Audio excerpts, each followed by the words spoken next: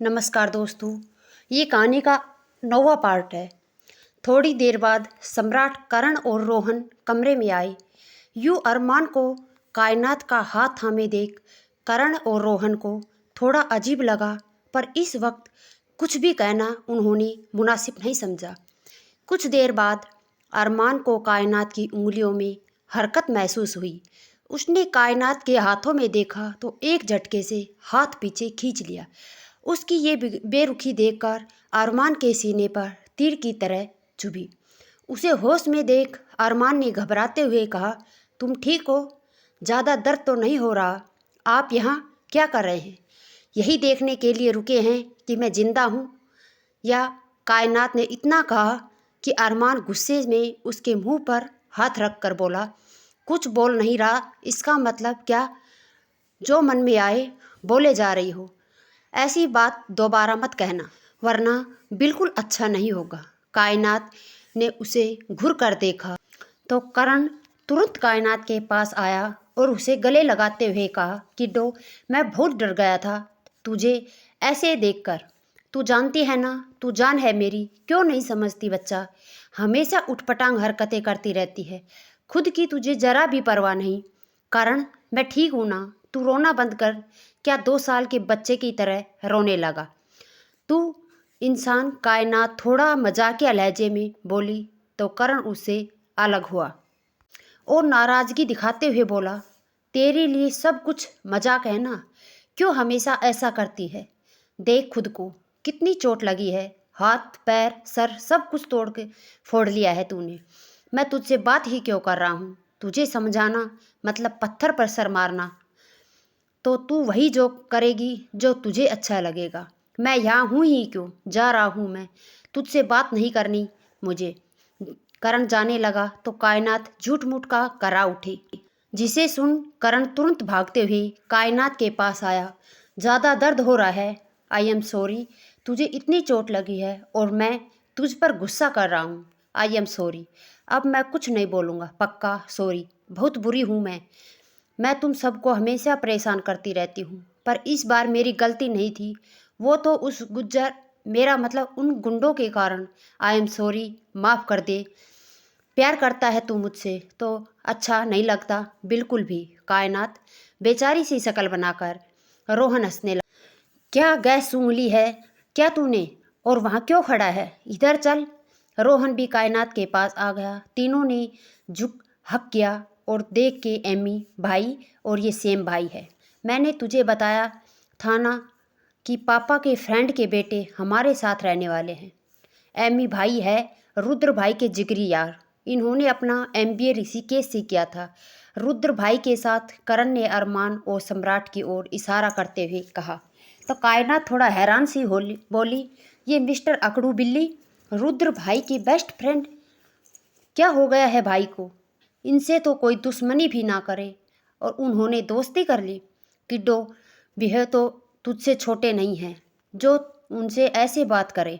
करण ये कायनात को डांटा तो कायनात अरमान को घूरने लगी, जैसे कह रही हो आपकी वजह से मुझे डांट पड़ी।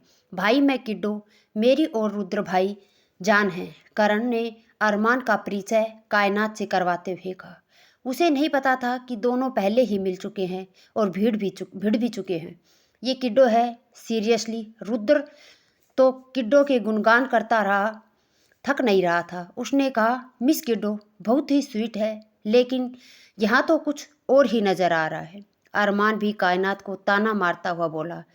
तो कायनात ने कहा, वो क्या है ना, जैसे को तैसा करना सही है, बहुत अच्छे से आता है मुझे।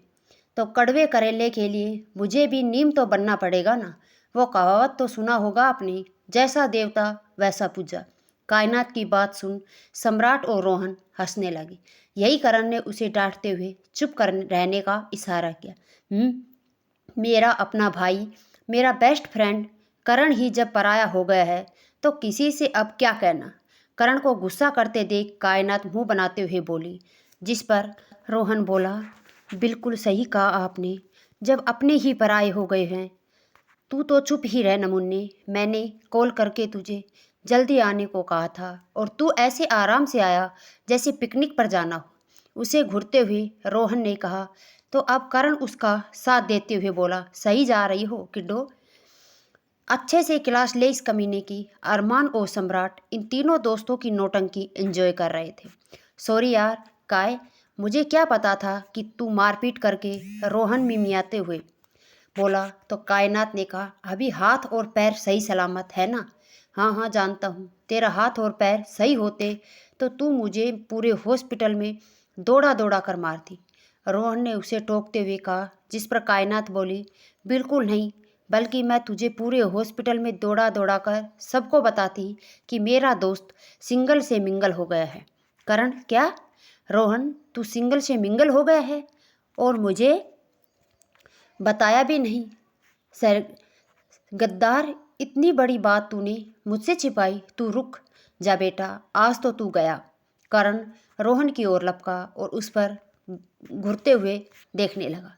रोहन भी उसे मार रहा था। दोनों बिल्कुल चूहे बिल्ली की तरह पूरे कमरे में इधर उधर दौड़ रहे थे, एक दूसरे को पकड़कर पीटने के लिए। और कायनात वो तो आराम से सीटी बजाते हुए दोनों को चीयर कर रही थी। करण पैर घुमाकर मार रहा था। रोहन, क्या कर रहा है यार, मुक्का मारना। करण, तू उसकी गर्दन दबोच। अरे तुम लोग क्या कर रही हो? अच्छा, अरमान और सम्राट कभी कायनात को कहते तो कभी उन दोनों की टॉम एंड जेरी फाइट। दोनों थक कर एक एक स्टूल पकड़कर बैठ गए। करण अब भी रोहन को घूर रहा था और रोहन अपना खुला हुआ मुंह पकड़े कर्रा रहा था। सब सहले, कितना मारा यार तूने, भगवान तुझे सजा देगा कमीनी। करण सुंदर, अब समझ आया दोस्ती में बातें छिपाने का नतीजा। बताया क्यों नहीं कि तू अब सिंगल नहीं रहा? और कौन है वो? मैं उसे जानता हूँ, डेट कर रहा है या शादी करने वाला है? जल्दी बोल रोहन, किसके बारे में बताऊँ? कोई हो तो बताऊँ ना। कमीने, मैं शुद्ध सिंगल हूँ। रोहन करा रहा था। दोनों की शक्ल देख कायनात हंस पड़ी। ये पहली बात थी जब अरमान उसे हंसते देखा। बिल्कुल किसी छोटे शरारती बच्चे की हंसी थी उसकी। अरमान तो उसकी हंसी में ऐसे खो गया। रोहन और करण ने उसे हंसते देखा तो उसकी ओर लपके। किड्डो, तूने झूठ कहा था, अपना रोहन अभी भी सिंगल ही है। खामखा तुझे इसे पिटवा दिया। कायनात हो तो ये मुझे लेने लेट आया था तो सज़ा तो इसे मिलनी ही थी। मैं अभी इसे मार नहीं सकती थी, इसलिए इसे मार खिलवाया। करण और रोहन ने एक दूसरे को कुछ इशारा किया, जिसे देख कायनात घबराते हुए बोली, नो। दोनों ने साथ में कहा और फिर टूट पड़े कायनात पर। करण उसके पेट में गुदगुदी कर रहा था और रोहन उसके तलवे में। कायनात का हंस हंस कर बुरा हाल हो रहा था। यस, कुछ देर बाद दोनों ने उसे छोड़ा। फिर तक कर तीनों गहरी सांस अपनी मस्ती लेके लोग भूल ही चुके थे कि वहाँ अरमान और सम्राट भी मौजूद है, जो उन लोगों की नौटंकी को एंजॉय कर रहे थे। करण, रोहन, तू जाकर डिस्चार्ज पेपर लिया रेडी करवा ले। रोहन, करण, क्या सोचा तूने? अभी एचओडी ने कहा कि हमें आज ही मेडिकल कैंप्स के लिए जाना होगा, लेकिन कायु की ऐसी हालात में अकेला नहीं छोड़ सकते। करण, इसमें सोचना क्या है, मेरे लिए इस कैंप से कई ज़्यादा ज़रूरी किड्डी है। तू कैंप चल जाना, मैं यहीं रुकूंगा। रोहन, ओ हेलो, काम को ऐसे छोड़कर मैं भी नहीं जाने वाला। एचओडी को बोल देता हूँ कि हम दोनों नहीं जाएंगे। कायनात कमीनों, तुम दोनों ने सोच भी कैसे लिया कि मेरे लिए तुम लोग अपना कैंप्स छोड़ोगे? मेरे दोस्त होने से पहले तुम लोग डॉक्टर हो, अपना फ़र्ज निभाओ, मैं अपना ख्याल रख लूँगी। करण, लेकिन किड्डो। कायनात, लेकिन वेकिन कुछ नहीं। तुझे क्या पता है, मेरे लिए तुम अपना फ़र्ज छोड़ देगा तो वहाँ रुककर मेरा ख्याल रखेगा? बिल्कुल नहीं। तूने ऐसा किया तो मैं तेरी शक्ल भी नहीं देखूंगी। सबसे पहले उसका फ़र्ज ज़रूरी होना चाहिए, खुद से भी पहले, फैमिली से भी पहले। ऐसे ही डॉक्टर को भगवान नहीं कहते। करण, मैं तेरी बात समझता हूँ, पर तुझे अकेला छोड़ना। अरमान, तुम इसकी चिंता मत करो, मैं हूँ इसका ख्याल रखने के लिए। आफ्टर ऑल मेरे दोस्त रुद्र की किडो को ख्याल रखना मेरा फ़र्ज है। अरमान ने करण को परेशान होते देखा तो कहा, करण भाई, आपने मेरी बहुत बड़ी टेंशन दूर कर दी। अरमान, इसमें थैंक यू की कोई बात नहीं है।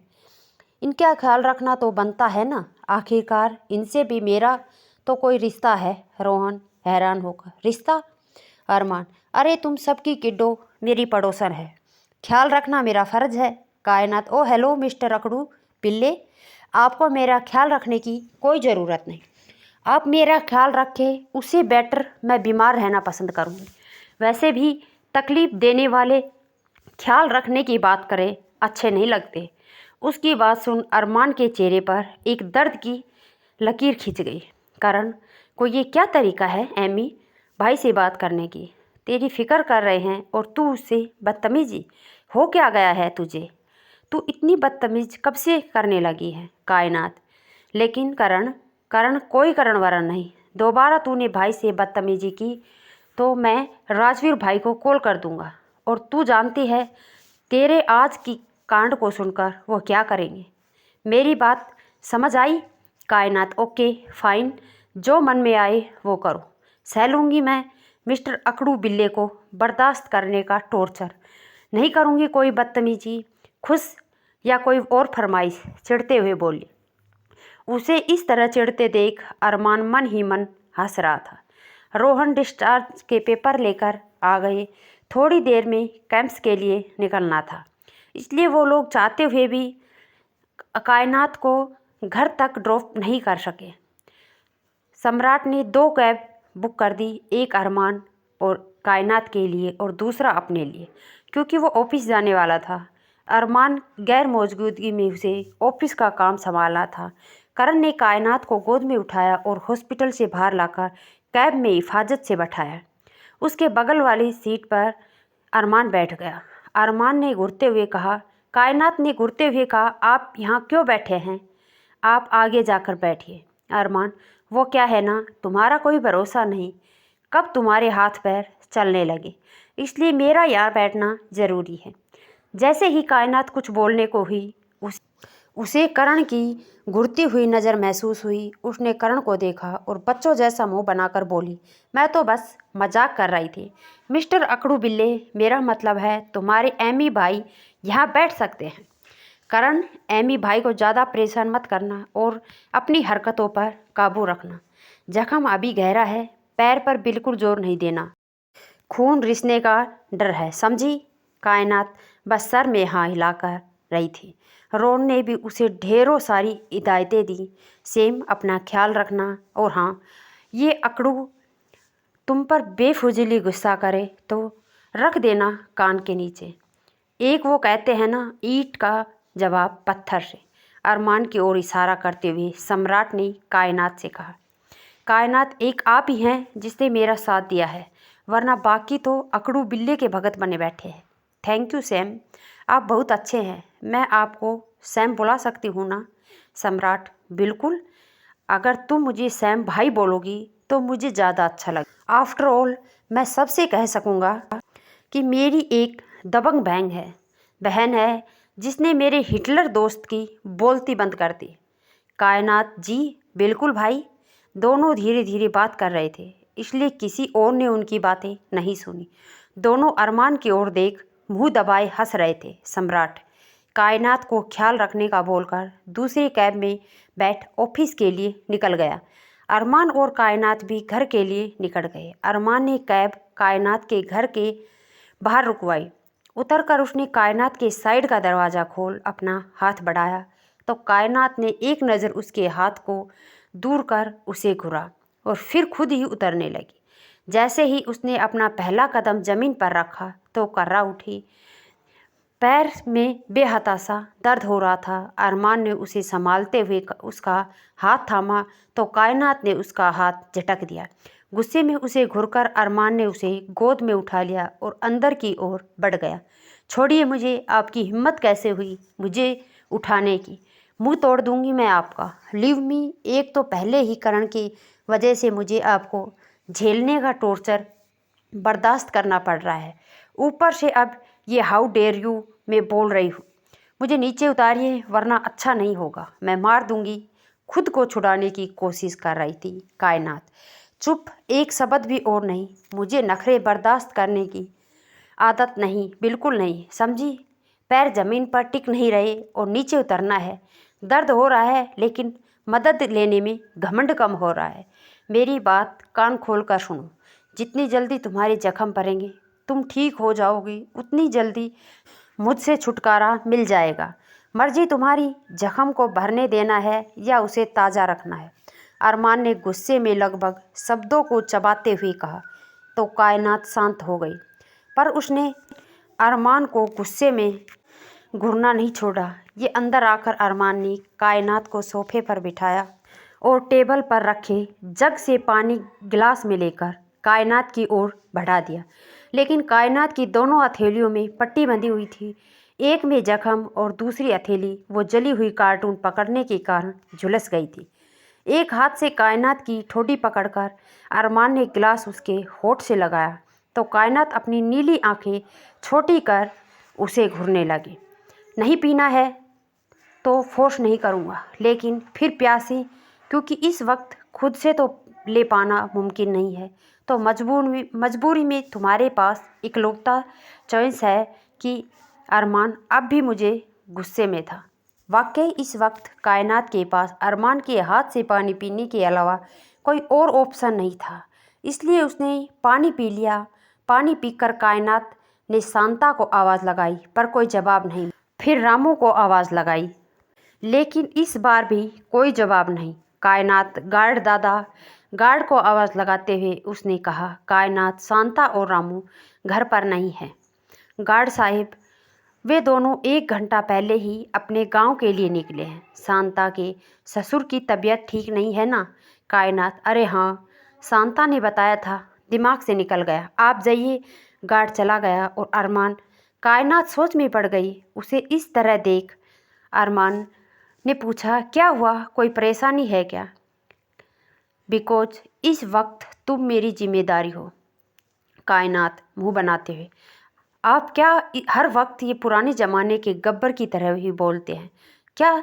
जैसे आपकी आवाज़ में सीरियसनेस फिट कर दिया हो। हाँ हूँ परेशान, तो आपको क्या बताऊँ?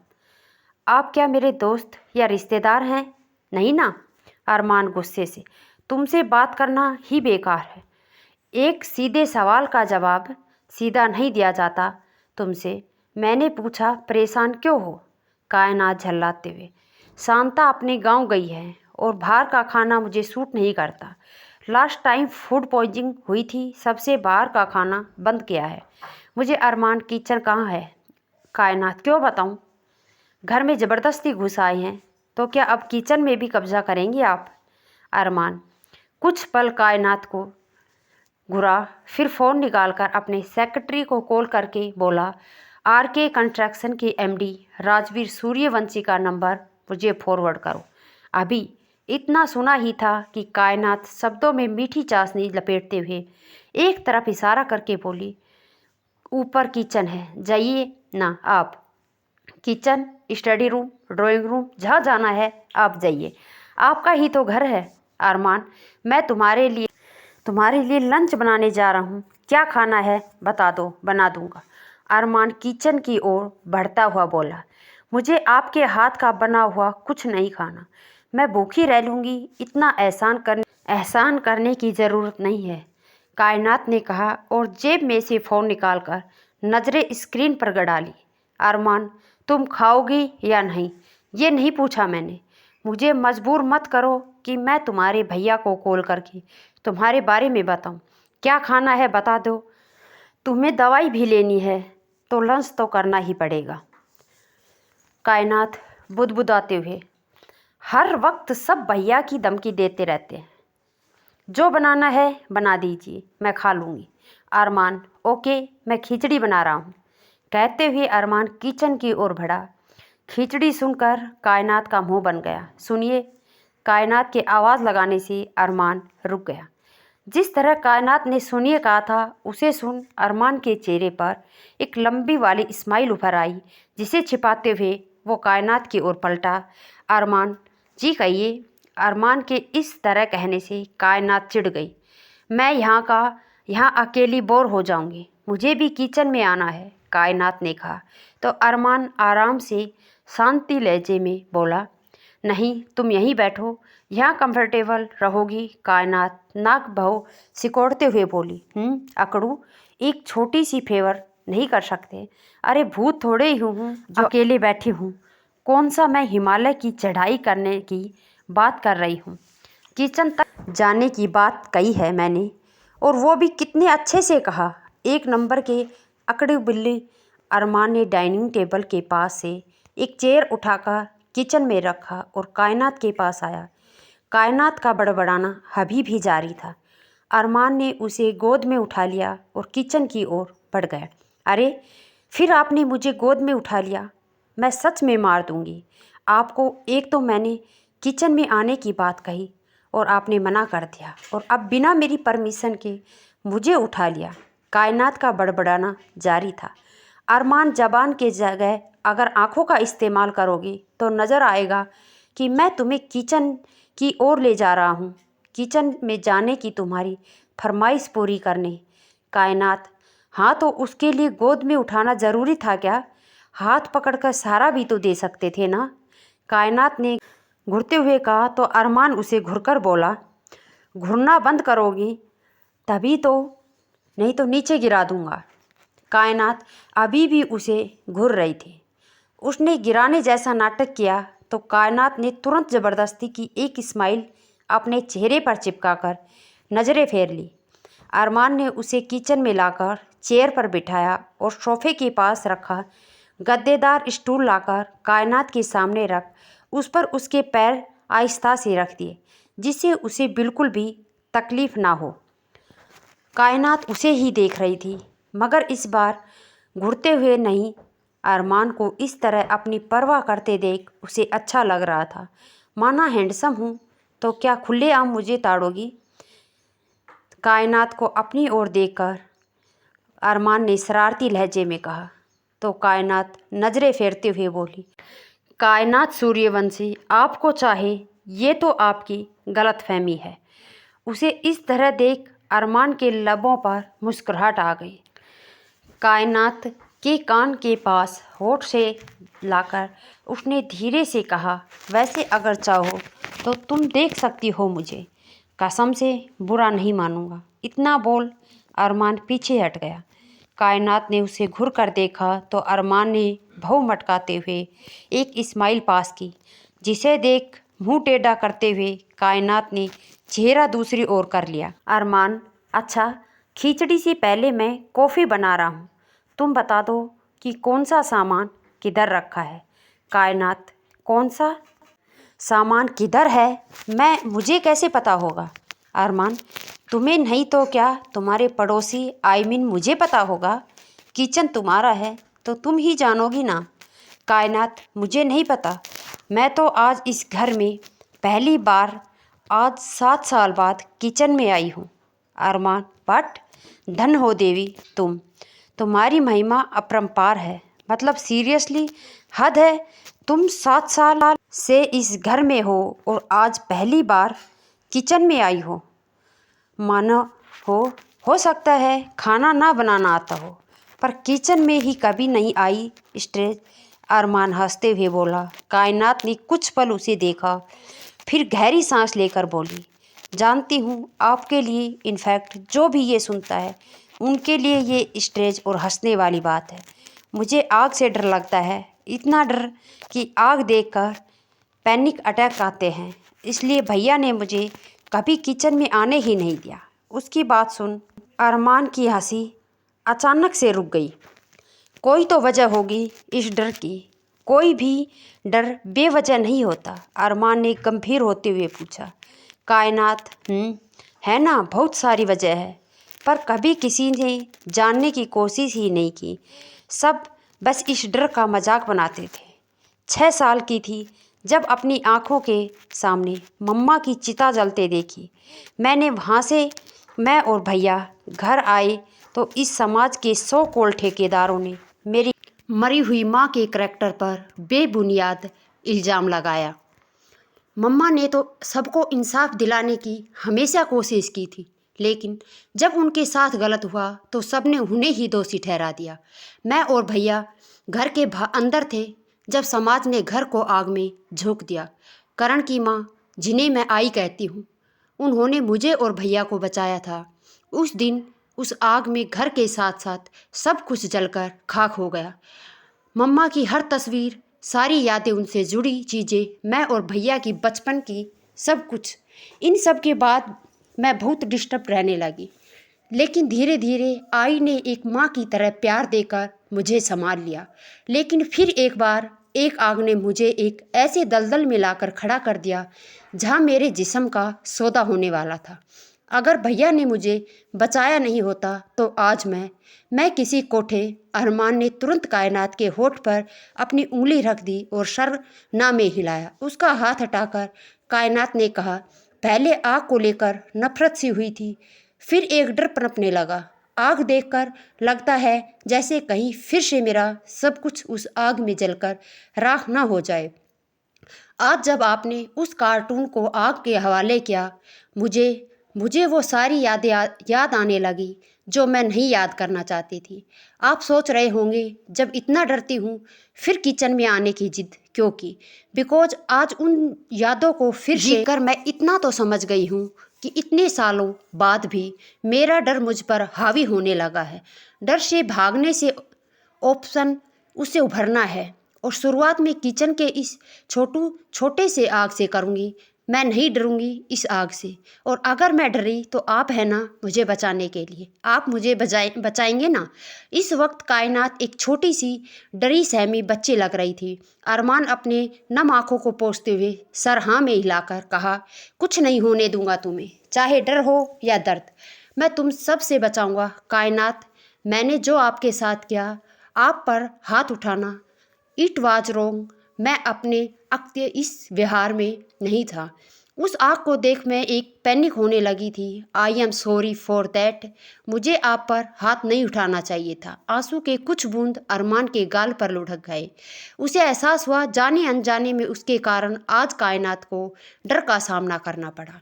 उसके कारण एक बार फिर कायनात की बुरी यादें उसके जहन में ताज़ा हो गई। उसे खुद पर गुस्सा आ रहा था। उसने अपने आंसू पोंछे और कायनात के पैरों के पास घुटनों पर बैठ गया और अपने कान पकड़ लिए। तो दोस्तों, ये पार्ट यहीं ख़त्म करते हैं। आई एम सॉरी, क्योंकि आज थोड़ा लेट हो गया वीडियो डालने में, इसलिए अगर चैनल पर नए हैं तो प्लीज़ चैनल को सब्सक्राइब ज़रूर कर लेना। धन्यवाद दोस्तों।